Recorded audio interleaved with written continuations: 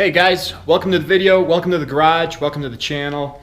In this video, I'm going to be going over the seatbelt installation and kind of a description of the seatbelt that I ended up going with for the tube chassis that I'm working on right now. So what I went with, obviously, was RJS is the brand. I actually got these through Jegs, and I believe they were about $85 a pair, which actually for what you get is not that bad. So this is how they come, packaged actually really nicely.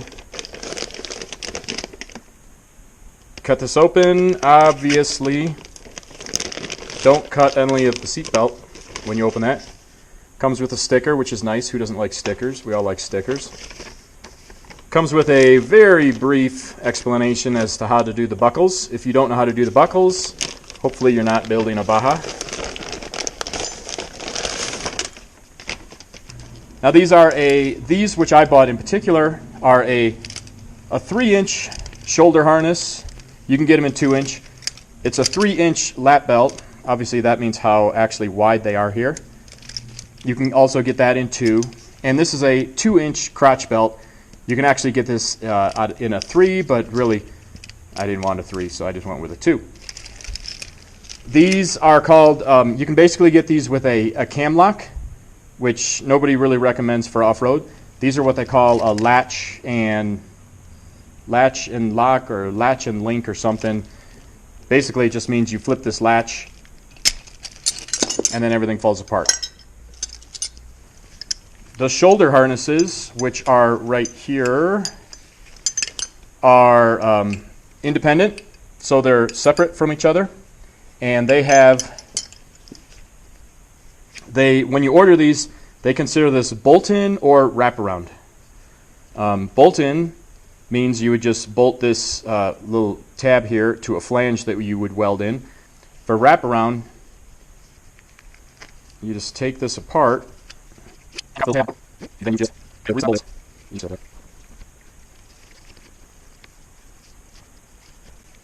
you just reassemble it like that, and you wrap this around your roll bar. That's what I went with because I think that's a much nicer, cleaner, and probably stronger connection. Now that's the belt that I bought. That's what I'm going to install. Now I actually bought another set before that, which is what they call a V harness.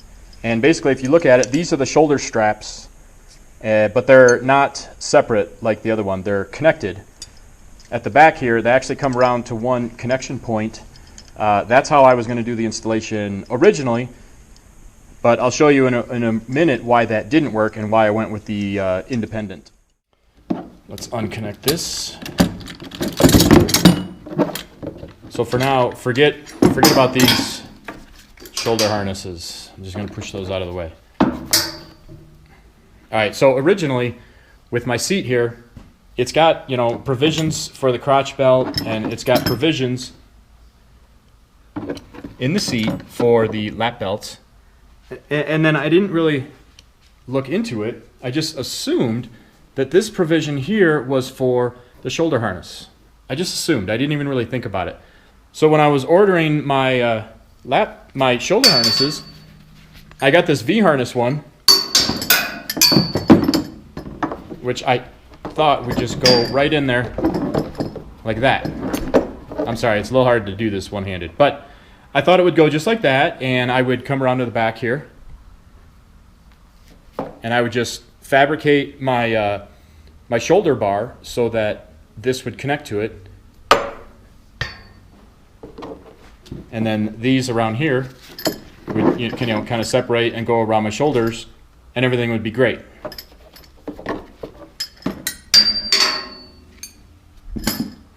Well, the problem with that, which I realized once I actually started sitting in the seat and trying to figure out what elevation I needed to make my shoulder bar.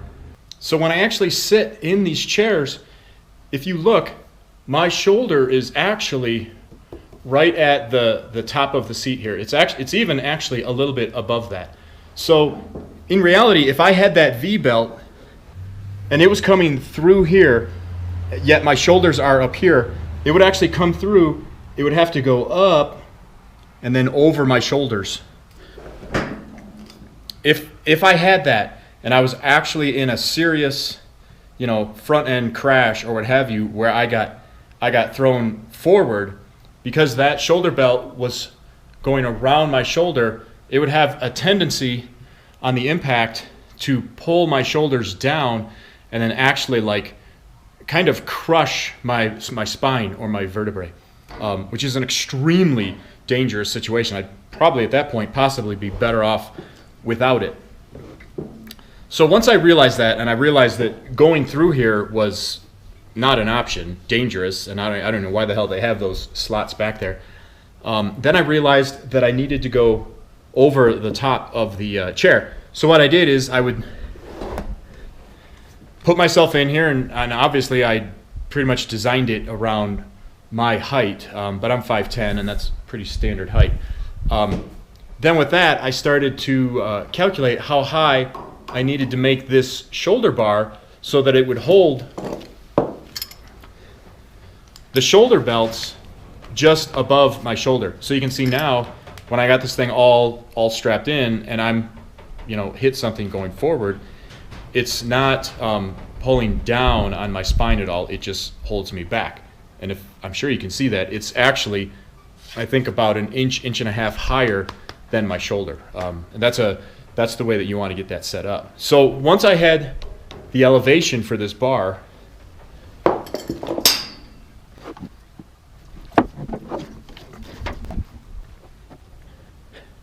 then I just had to figure out where to put it. And, so now I knew that I wanted it at this elevation, and I went in the Bentex software and I drew a couple scenarios where I had it kind of back here, and then I would come out here and visualize it, and I would look at it in the 3D software.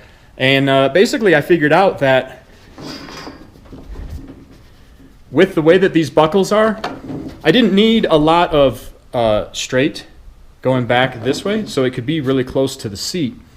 And once I had that figured out, I figured it was strongest and looked best if I just tied it into the cross bracing back here.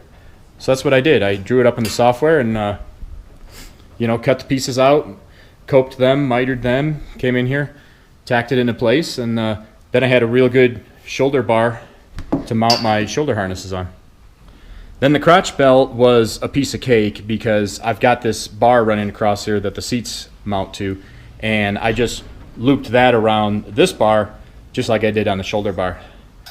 Then I came around to the lap belts, and I did some research and found out that for the lap bars, the angle that they want you to have the lap bars is 45 to 65 degrees. So what I did is I just took a piece of aluminum, put it through the hole here where the seatbelt's going to go through, and then came down and clamped the tab onto that. And then I just checked my angles. I think I got this at about 58 degrees, which was good. Just measured how far off the back tube, and then welded that in place, nice and solid. And then to make the installation even nicer, I bought these two harness installation kits, which came with nice 1/2-inch grade 8 bolts for the seatbelt. And then it came with these 1/4-inch tabs for the seatbelt. And of course, because I'm neurotic and I didn't need all of that height, I took it down to my chop saw and I cut them a little bit shorter. So anyways, that's it, guys.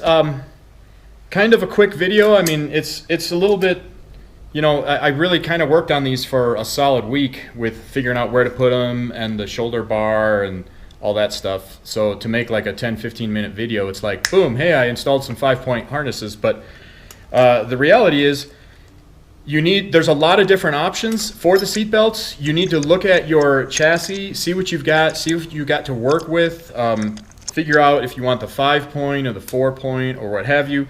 Think about what you've got for options, whether you can do wraparounds or bolt-ins. They've also got clip-on ones. Try and save yourself a little bit of time and pick something that's going to work for you. Also work with what your chassis has to offer. But that's it. I just wanted to show you guys how I installed this harness so that if you're coming to that step, you can keep some of these things in mind as well. And I'm hoping that my description can save you a little bit of trouble, because I had to order a couple of things twice, like the shoulder harness, when I realized that that didn't work. So thanks for watching the video. I hope this is helping you guys out with whatever you're working on, and hopefully I'll see you on the next video. Take care.